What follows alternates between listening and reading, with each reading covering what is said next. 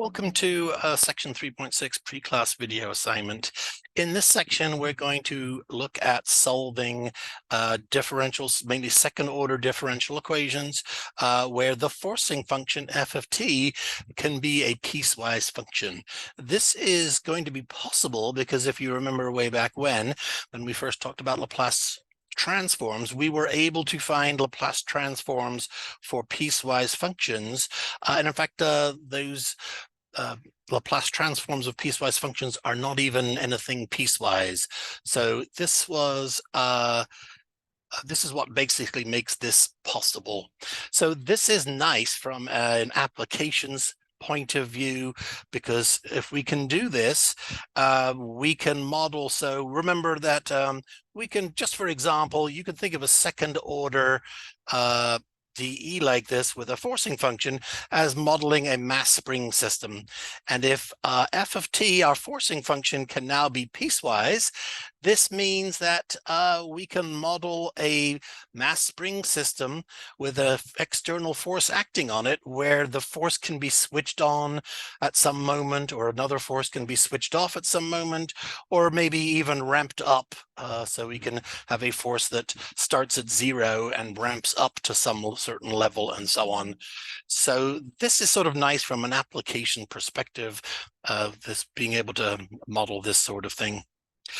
So in order to be able to handle piecewise forcing functions, what we're going to need to do is to re-envision the idea of a piecewise function in terms of the sort of most basic generic piecewise function, which is something called the unit step function. Sometimes known as the Heaviside function, but we will call it the unit step function. So again, the unit step function is really just your most basic piecewise function. This is its definition. Again, usually using the letter u. This is pretty standard. U of t is the unit step function. It is the function that is 0 when t is negative, t is below 0, it is 0, and then it becomes 1. It turns on. Think of it as being a switch. It turns on at time t equals 0 to become 1. Forevermore. So this is the basic unit step function. Remember from algebra that you can also do horizontal translations of functions. A horizontal translation works opposite from what you might think. So if you want to move a function to the right, a units, you would subtract a on the inside. So u of t minus a is our very same unit step function shifted over to the right by a units. So again, this is nice. That means I can control when my switch turns on. I can control when my switch turns on. So again, useful for a modeling situation. Okay, so in order to work with piecewise functions, what we first need to do is learn how to turn piecewise functions into an equivalent function written in terms of the unit step function. So we're going to look at a few examples here. This is not terribly easy, not terribly difficult. However, it does have some pitfalls and some perhaps somewhat counterintuitive ideas here. So it takes a bit of thought, but again, once you get the hang of it, it is not difficult. So here's a fairly easy one to begin with. Basic piecewise function, it is 0 initially, and then at time t equals 3, we turn on a switch, and then we get an output of a constant output of 4. So we can kind of think about this. Basically, we start out at 0, so f of t starts out being equal to 0, and then at t equals 3, this turns on and becomes equal to 1. And so if I put a 4 in front of it, I can get this output of 4 at that time. And of course, note that there's really no purpose in writing the 0 here. So we can drop that off and basically just get this. So this is the very same piecewise function as this.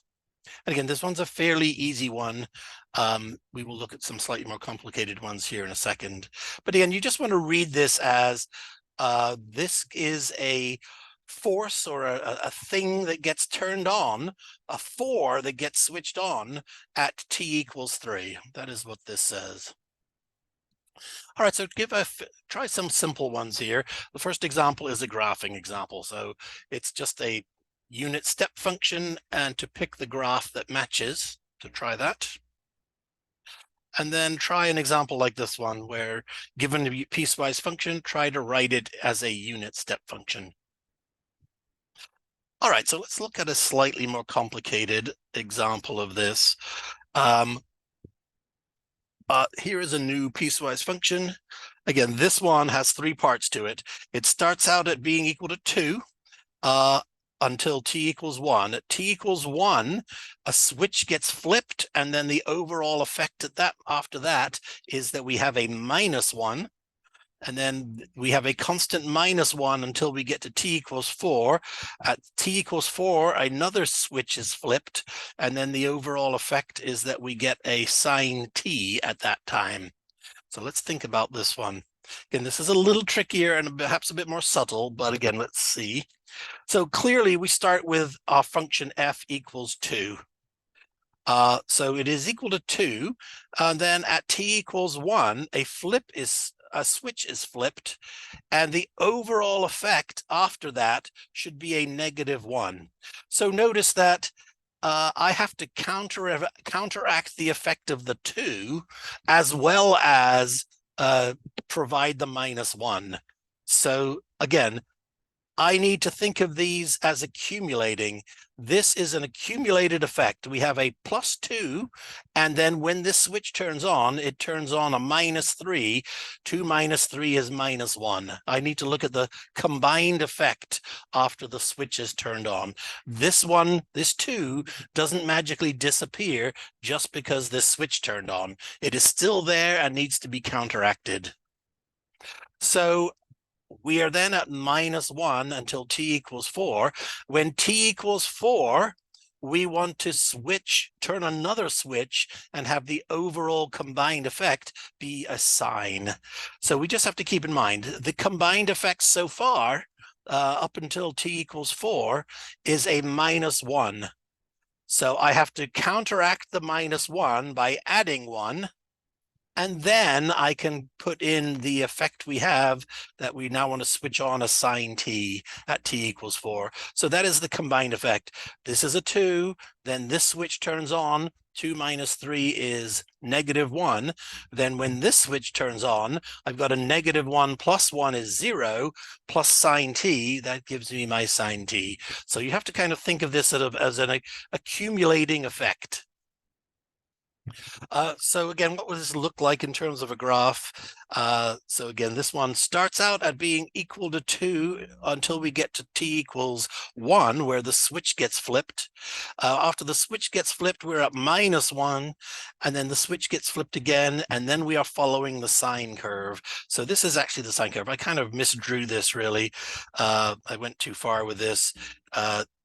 I didn't really pay attention to my scale here, but the sine graph here is going to be much flatter, and of course it tops out at -1 and 1, so it shouldn't be so tall. That's my mistake.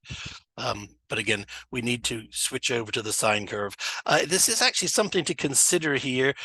To graph this correctly, I really do need to think about where are we at this moment, right? This is actually t equals 4 right here. So I really need to think about what is sine of 4 radians. That's what I need to know in order to know where to start this graph, right? In order to start this graph here, I need to understand that that's where sine equals 4. Basically, this sine graph, we know sine starts here. Here is pi. So the sine graph should be a bit flatter, as I said, and it should look something like that. And I'm just picking it up from this part forevermore. All right, so give it a go. Here's another graphing one to try first.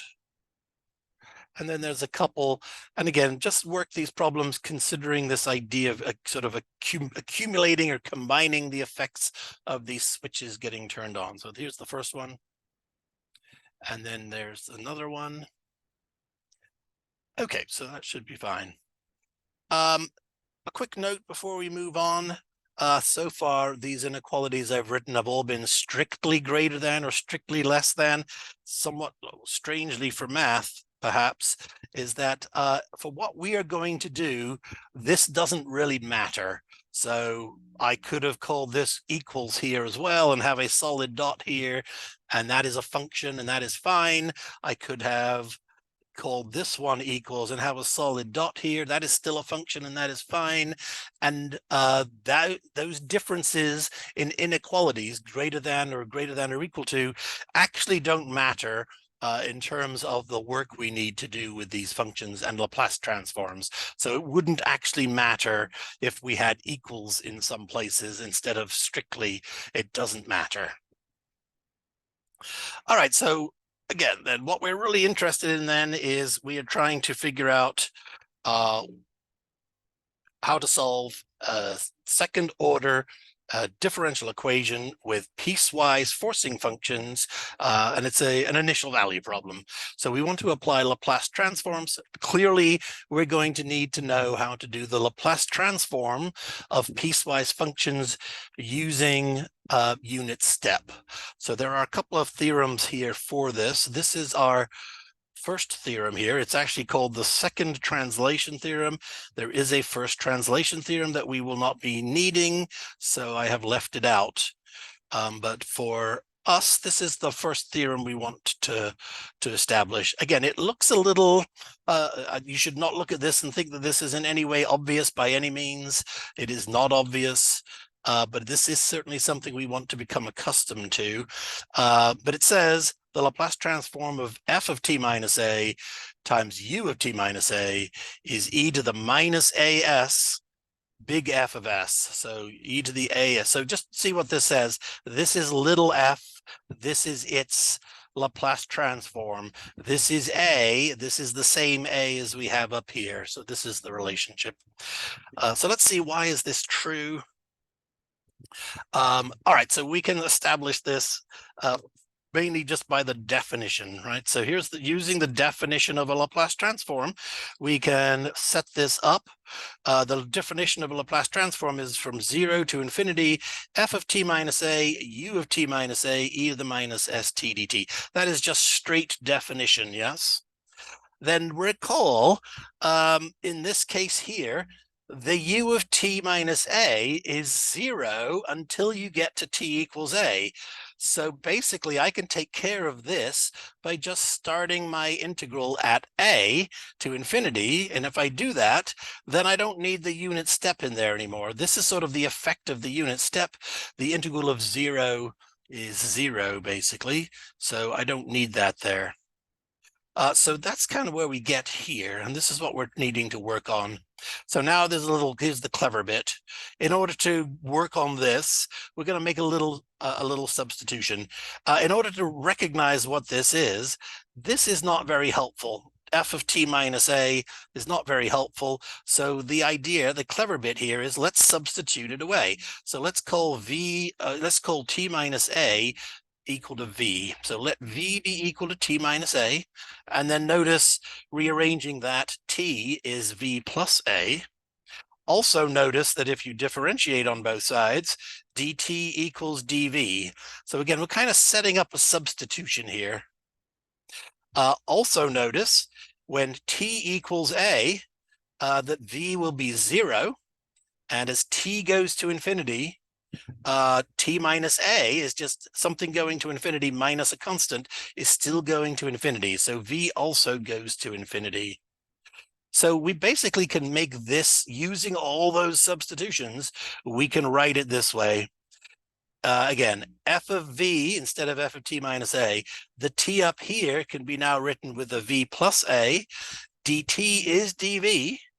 And when this, again, remember with integration, here we're really calling this t equals a to t equals infinity. We are now saying we want v equals to v equals. So this all works out, right? This would be the correct substitutions here. So then notice just a little work on our exponents here.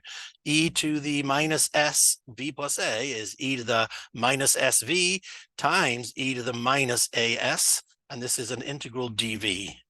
So notice if this is an integral dv, e to the minus as does not depend on v, and this can come outside the integral. So e to the minus as can come outside the integral, and then what is left behind is this. And what you should notice here is, but for the fact that we've used the letter v instead of the letter t, this is the definition of big F of s. This is the Laplace transform of f of t. So that is what our theorem told us. E to the minus as times big F of s. This is what we get. So that is a clever little proof, really. I like that one.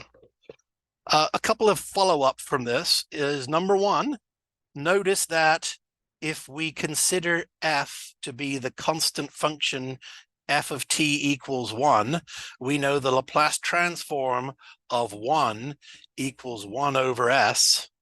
So this would say that f of s is just 1 over s. So this gives us also the Laplace transform of our basic shifted unit step function. The Laplace transform of u t minus a is e to the minus as over s.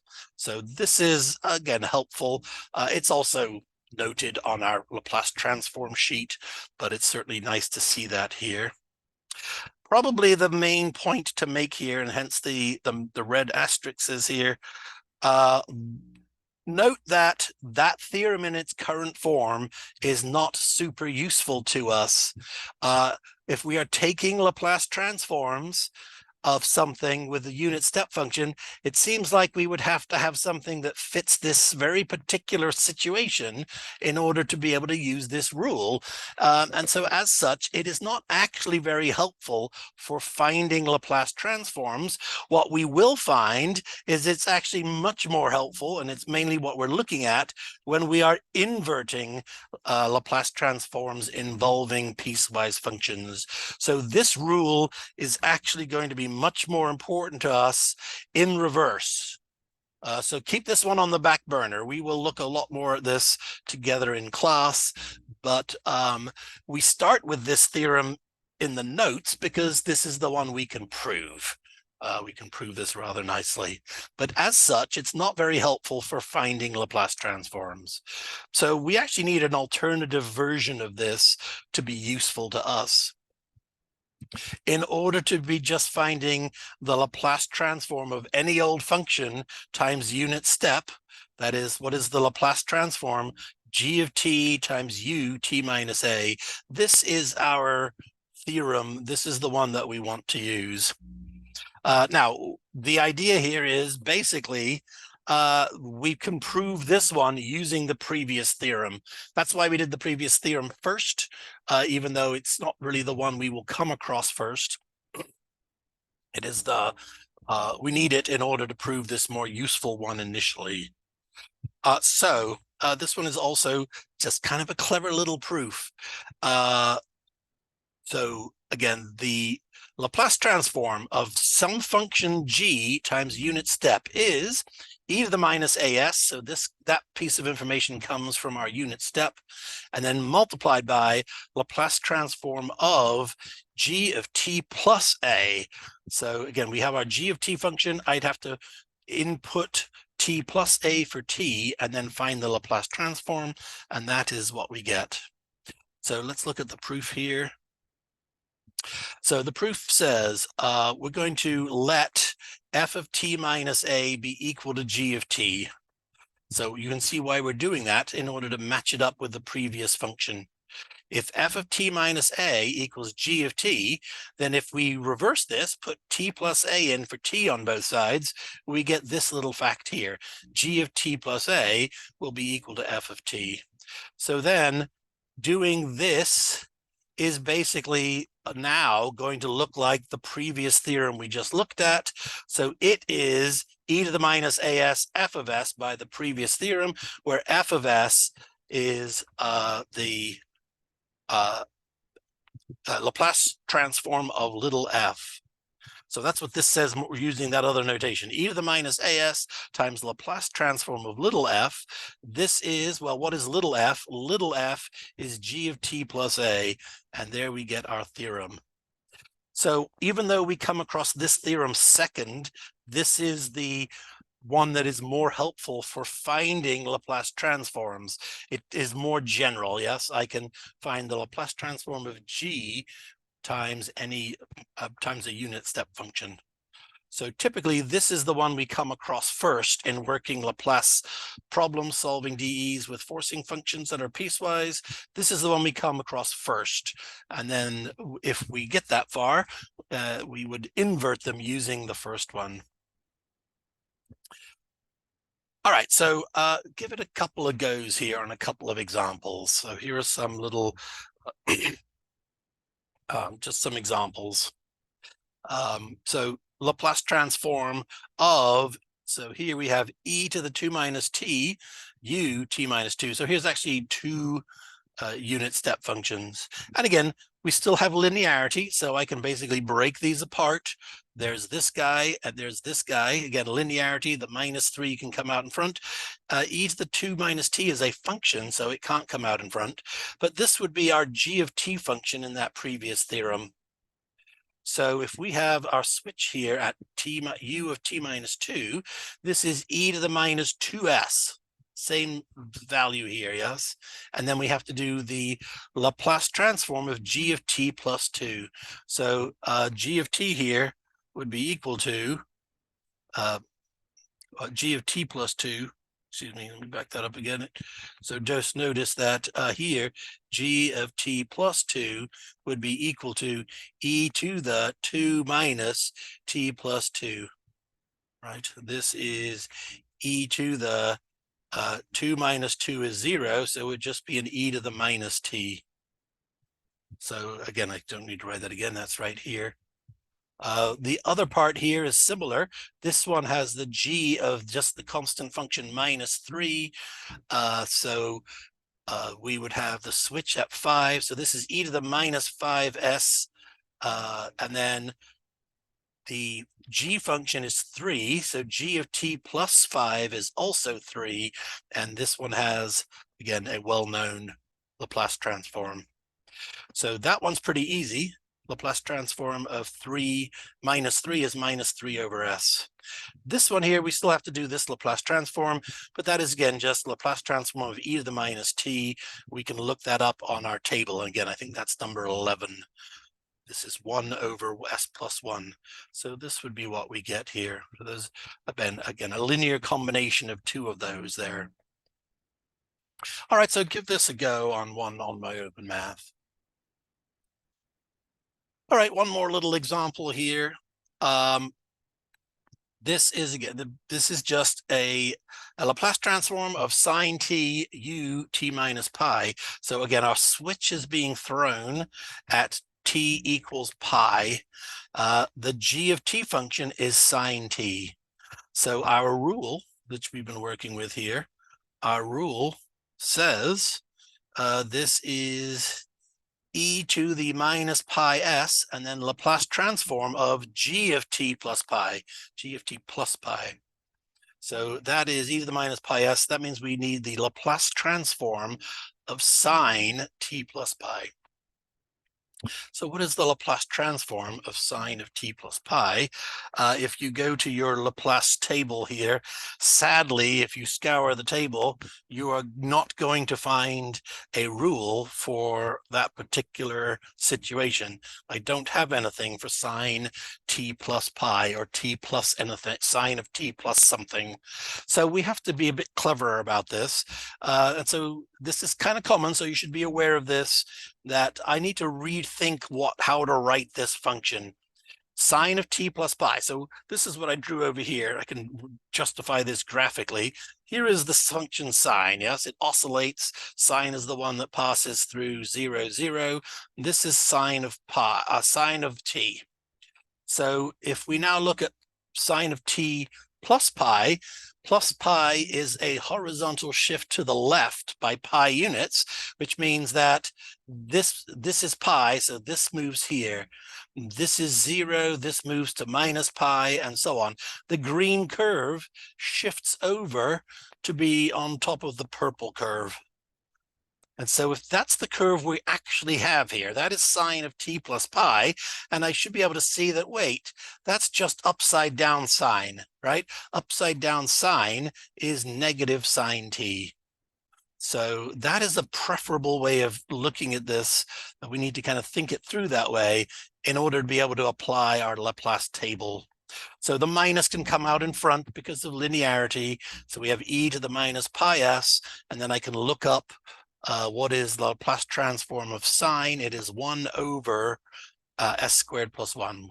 The Laplace transform of sine of 1t is 1 over sine squared plus 1 squared. So this would be our result here. All right, so one more, give it a go on My Open Math. And that will be it for the video today. We will finish the rest of these examples together in class. We'll see you there.